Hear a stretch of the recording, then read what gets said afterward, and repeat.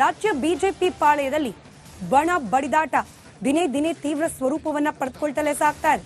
ಅದರಲ್ಲೂ ಬಿಜೆಪಿ ರಾಜ್ಯಾಧ್ಯಕ್ಷ ವಿಜಯೇಂದ್ರ ವರ್ಸಸ್ ಯತ್ನಾಳ್ ಈ ಬಣ ಬಡಿದಾಟ ಮುಗಿಯೋ ಲಕ್ಷಣ ಕಾಣ್ತಾ ಇಲ್ಲ. ವಿಜಯೇಂದ್ರ ವಿರುದ್ಧ ಮತ್ತೆ ಗುಡುಗಿದ್ದಾರೆ ಯತ್ನಾಳ್.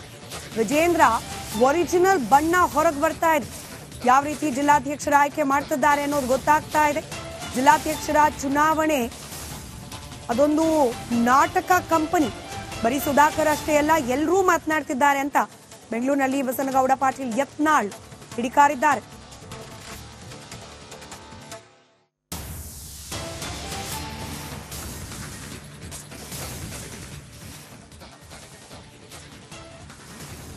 ವಿಜಯೇಂದ್ರ ವಿರುದ್ಧ ಮಾತನಾಡುವ ಸಂದರ್ಭದಲ್ಲಿ ಯತ್ನಾಳ್ ವಿಜಯೇಂದ್ರ ಅವರನ್ನ ಬಚ್ಚ ಅಂತ ಕರೆದಿದ್ದಾರೆ. ವಿಜಯೇಂದ್ರ ಅವರ ವಿರುದ್ಧವಾಗಿ ಯತ್ನಾಳ್ ಹರಿಹಾಯ್ದಿರೋದು ಇದೇನು ಮೊದಲೇ ಬಾರಿ ಅಲ್ಲ. ಪದೇ ಪದೇ ಇದೇ ರೀತಿಯಲ್ಲಿ ವಿಜಯೇಂದ್ರ ಅವರ ವಿರುದ್ಧವಾಗಿ ಹರಿಹಾಯ್ತಲೇ ಇದ್ದಾರೆ. ಅದರಲ್ಲೂ ದೆಹಲಿಯಲ್ಲಿ ಶಿಸ್ತು ಸಮಿತಿಯ ಮುಂದೆ ಕೂತು ಬಂದ ನಂತರದಲ್ಲಿ ಯತ್ನಾಳ್ ಸ್ವಲ್ಪ ಸೈಲೆಂಟ್ ಆಗಬಹುದು ಅನ್ನೋ ಅನುಮಾನ ಆಯ್ತು. ಆದರೂ ಕೂಡ ಯತ್ನಾಳ್ ಅವರ ವರಸೆ ಬದಲಾಗ್ತಾ ಇಲ್ಲ. ವಿಜಯೇಂದ್ರ ಅವರನ್ನ ಬಚ್ಚ ಅಂತ ಕರೆದಿದ್ದಾರೆ ಯತ್ನಾಳ್.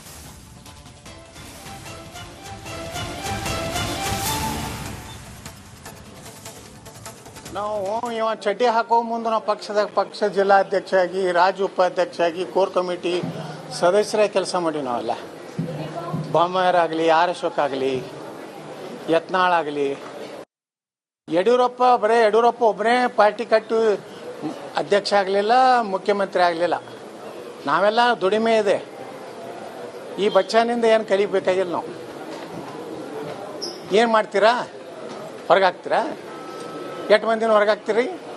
ಪಾರ್ಟಿ ನಡೆಸೋ ಸಿಸ್ಟಮ್ನ ನೀವು ಅಪ್ಪ ಮಕ್ಕಳು ನಿಮ್ಮ ಅಪ್ಪನ ಅಂಜಿಸಿರ್ಬೋದು, ಎಲ್ಲರನ್ನೂ ಅಂಜಿಸ್ಲಿಕ್ಕೆ ಆಗೋದಿಲ್ಲ. ಕರ್ನಾಟಕದಲ್ಲಿ ಎಲ್ಲರಿಗೂ ಭಯದ ವಾತಾವರಣ ನಿಮ್ಮ ಅಪ್ಪಗೆ ನಿಮ್ಮ ಮನ್ಯಾಗ ಮಾಡಿರ್ಬೋದು, ನಮಗಲ್ಲ. ತಯಾರಿದೀವಿ ನಾವು, ಸತ್ಯದ ಪರವಾಗಿ ನಿಲ್ತೀವಿ. ನೋಡೋಣ. ಒಂದು 2-3 ಬಚ್ಚ ಇಟ್ಟಾನ ಅವು ಬಂದ ಕೂಡಲೇ ಕೊಳ್ಳಾಗೆ ಅದು ಏನೋ ಹಾಕ್ಕೊಂಡು ಅಗದಿ ಜನರಲ್ ಸೆಕ್ರೆಟರಿ ಅಂತ ಸ್ಟೇಟ್ಮೆಂಟ್ ಕೊಡ್ತಾರಲ್ಲ, ಅವ 10 ಓಟ್ ಇಲ್ಲ ಅವ್ರಿಂದ. ಅವು ಯಾವಾಗ ಕಾಂಗ್ರೆಸ್ಗೆ ಹೋಗ್ತಾವ ಗೊತ್ತಿಲ್ಲ. ಈಗಾಗಲೇ ಕಾಂಗ್ರೆಸ್ನಲ್ಲಿ ಒಂದು ಸೀಟ್ ಫಿಕ್ಸ್ ಮಾಡ್ಕೊಂಡು ಕೂತು ಇಲ್ಲಿ ಬಂದು ಬಿಜೆಪಿ ಬಗ್ಗೆ ಮಾತಾಡ್ತಾರೆ. ಒಂದು 2-3 ಬಚ್ಚ ಇಟ್ಟಾನ ಅವು ಬಂದ ಕೂಡಲೇ ಕೊಳ್ಳಾಗೆ ಅದು ಏನೋ ಹಾಕ್ಕೊಂಡು ಅಗದಿ ಜನರಲ್ ಸೆಕ್ರೆಟರಿ ಅಂತ ಸ್ಟೇಟ್ಮೆಂಟ್ ಕೊಡ್ತಾರಲ್ಲ, ಅವ 10 ಓಟ್ ಇಲ್ಲ ಅವ್ರಿಂದ. ಅವು ಯಾವಾಗ ಕಾಂಗ್ರೆಸ್ಗೆ ಹೋಗ್ತಾವ ಗೊತ್ತಿಲ್ಲ. ಈಗಾಗಲೇ ಕಾಂಗ್ರೆಸ್ನಲ್ಲಿ ಒಂದು ಸೀಟ್ ಫಿಕ್ಸ್ ಮಾಡ್ಕೊಂಡು ಕೂತು ಇಲ್ಲಿ ಬಂದು ಬಿಜೆಪಿ ಬಗ್ಗೆ ಮಾತಾಡ್ತಾರೆ.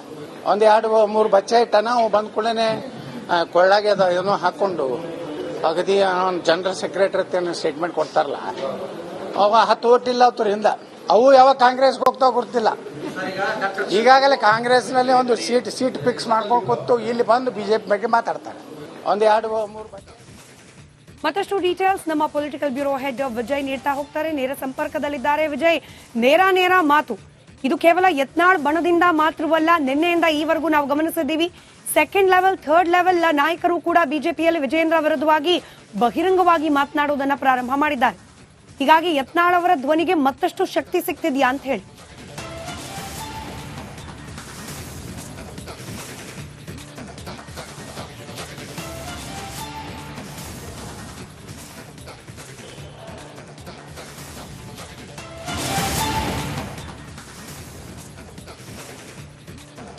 ಖಂಡಿತವಾಗ್ಲೂ ಸ್ಮಿತಾ, ಮೊದಲು ಯತ್ನಾಳು ಮತ್ತು ಅವರ ಬಣದವರು ವಿಜೇಂದ್ರ ವಿರುದ್ಧ, ಬಿಜೆಪಿ ಪಕ್ಷದ ವಿರುದ್ಧ ಅಲ್ಲ, ವಿಜೇಂದ್ರ ವಿರುದ್ಧ ಸಮರ ಸಾರಿದಾಗ, ವಿಜೇಂದ್ರ ವಿರುದ್ಧ ಮಾತಾಡಿದಾಗ ಕೇವಲ ಅಷ್ಟು ಮಾತ್ರ ಜನ ಇದ್ರು. ಈಗ ದಿನೇ ದಿನೇ ವಿಜೇಂದ್ರ ವಿರುದ್ಧದ ಬಣದ ಶಕ್ತಿ ಏನಿದೆ ಜಾಸ್ತಿ ಆಗ್ತಾ ಇರುವಂತದ್ದು. ಇತ್ತೀಚೆಗೆ ಕಳೆದ ಒಂದು ವಾರದಿಂದ ಶ್ರೀರಾಮುಲು ಅವರು ಕೂಡ ಏನು ವಿಜೇಂದ್ರ ವಿರುದ್ಧ ಅಸಮಾಧಾನಗೊಂಡಿದ್ರು. ಅದಾದ ನಂತರ ನಿನ್ನೆ ಸುಧಾಕರ್ ಬಹಿರಂಗವಾಗಿ ಏನು ವಿಜೇಂದ್ರ ವಿರುದ್ಧ ಯುದ್ಧವನ್ನೇ ಕೂಡ ಸಾರಿರುವಂತದ್ದು, ಬಹಿರಂಗವಾಗಿ ಸಾಕಷ್ಟು ಆಕ್ರೋಶ ವ್ಯಕ್ತಪಡಿಸಿರುವಂತದ್ದು. ಈ ಎಲ್ಲಾ ಬೆಳವಣಿಗೆ ಬೆನ್ನಲ್ಲೇ ಬಿಜೆಪಿ ರಾಜ್ಯಾಧ್ಯಕ್ಷ ಸ್ಥಾನ ನೇಮಕ ಸಂಬಂಧಪಟ್ಟಂತೆ ಆಯ್ಕೆ ಆಗ್ತಾ ಇದೆ. ಅದಕ್ಕೆ ಸಂಬಂಧಪಟ್ಟಂತೆ ಒಂದಷ್ಟು ಮಹತ್ವದ ತಿರುವನ್ನು ತೆಗೆದುಕೊಳ್ತಾ ಇರುವಂತದ್ದು. ವಿಜಯೇಂದ್ರ ತಮಗೆ ಬೇಕಾದವರನ್ನ ಜಿಲ್ಲಾಧ್ಯಕ್ಷರು ಮಾಡುವ ಮೂಲಕ ಏನು ರಾಜ್ಯಾಧ್ಯಕ್ಷ ಸ್ಥಾನ ಸುಲಭ ಮಾಡ್ಕೊಳ್ತಾ ಇದ್ದಾರೆ. ಅದಕ್ಕೆ ಈಗ ವಿಜಯೇಂದ್ರ ವಿರೋಧಿ ಬಣದವರು ಗರಂ ಆಗಿರುವಂತದ್ದು. ನಾಳೆ ಮಹತ್ವದ ಸಭೆಯನ್ನ ಯತ್ನಾಳ್ ಕರೆದಿರುವಂತದ್ದು. ಯತ್ನಾಳ್ ಅವರ ಸಭೆಗೆ ಸುಧಾಕರ್, ಶ್ರೀರಾಮುಲು ಬಂದ್ರೆ ಮತ್ತೊಂದಷ್ಟು ಏನು ಆ ಒಂದು ಬಲ ಜಾಸ್ತಿ ಆಗುವಂಥದ್ದು. ಆದ್ರೆ ಒಂದೊಂದು ಬಹಳ ಸ್ಪಷ್ಟ. ಮೊದಲು ಯತ್ನಾಳ್ ಮಾತಾಡಿದಂತ ಸಂದರ್ಭದಲ್ಲಿ ವಿಜೇಂದ್ರ ವಿರುದ್ಧ ಅದನ್ನ ಪಕ್ಷ ಅಷ್ಟೊಂದು ಗಂಭೀರ ತೆಗೆದುಕೊಂಡಿತ್ತೋ ಇಲ್ವೋ ಅನ್ನುವಂಥದ್ದು ಪಕ್ಷದ ಒಳಗಡೆ ಚರ್ಚೆ ವಿಚಾರ. ಆದ್ರೆ ಶ್ರೀರಾಮುಲು ಮತ್ತು ಸುಧಾಕರ್ ಅವರಂತ ನಾಯಕರು ಮಾತನಾಡುವಂತ ಸಂದರ್ಭದಲ್ಲಿ ಹೈಕಮಾಂಡ್ ಇದನ್ನ ಹೇಗೆ ಪರಿಗಣಿಸುತ್ತೆ ಅನ್ನುವಂಥದ್ದು ಕೂಡ ಈಗ ಬಹಳ ಪ್ರಮುಖವಾದ ವಿಚಾರ, ಚರ್ಚೆಯ ವಿಚಾರ ಆಗಿರುವಂತದ್ದು ಪಕ್ಷದಲ್ಲಿ. ಜೊತೆಗೆ ಸ್ಮಿತಾ, ಕೇವಲ ಸುಧಾಕರ್ ಮತ್ತು ಶ್ರೀರಾಮುಲು ಜೊತೆಗೆ ಒಂದಷ್ಟು ಪ್ರಮುಖ ಅಂದ್ರೆ ಏನು ಬಹಿರಂಗವು ಮಾತನಾಡದಂತ ವ್ಯಕ್ತಿಗಳು ಕೂಡ ಇದರ ಹಿಂದೆ ಕೆಲಸ ಮಾಡ್ತಾ ಇರುವಂತದ್ದು, ಅದು ಈಗ ವಿಜಯೇಂದ್ರ ಅವರಿಗೆ ತಲೆನೋವಿಗೆ ಕಾರಣ ಆಗಿರುವಂತದ್ದು. ಹೈಕಮಾಂಡ್ ಇದನ್ನ ಎಷ್ಟರ ಮಟ್ಟಿಗೆ ಗಂಭೀರ ಪರಿಗಣಿಸುತ್ತೆ ಅನ್ನೋದನ್ನ ಕಾದ್ ನೋಡ್ಬೇಕಾಗಿದೆ ಸ್ಮಿತಾ. ರೈಟ್, ಧನ್ಯವಾದ ವಿಜಯ್ ಮಾಹಿತಿಗಾಗಿ.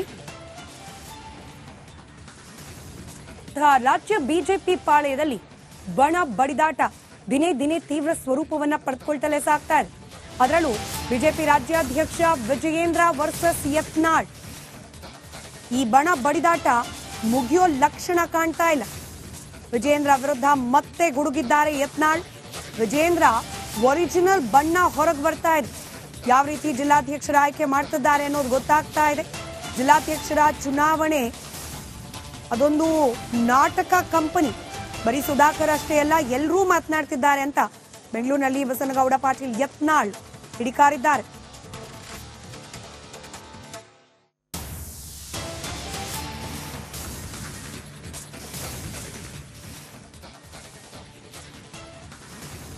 ವಿಜಯೇಂದ್ರ ವಿರುದ್ಧ ಮಾತನಾಡುವ ಸಂದರ್ಭದಲ್ಲಿ ಯತ್ನಾಳ್ ವಿಜಯೇಂದ್ರ ಅವರನ್ನ ಬಚ್ಚ ಅಂತ ಕರೆದಿದ್ದಾರೆ.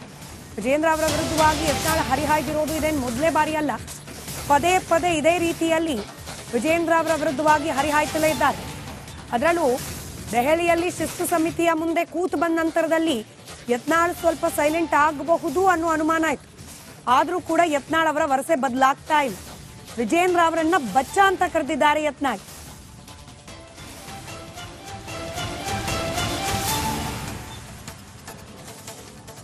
ನಾವು ಇವ ಚಡ್ಡಿ ಹಾಕೋ ಮುಂದೆ ನಾವು ಪಕ್ಷ ಜಿಲ್ಲಾಧ್ಯಕ್ಷ ಆಗಿ, ರಾಜ್ಯ ಉಪಾಧ್ಯಕ್ಷ ಆಗಿ, ಕೋರ್ ಕಮಿಟಿ ಸದಸ್ಯರೇ ಕೆಲಸ ಮಾಡಿ ನಾವೆಲ್ಲ.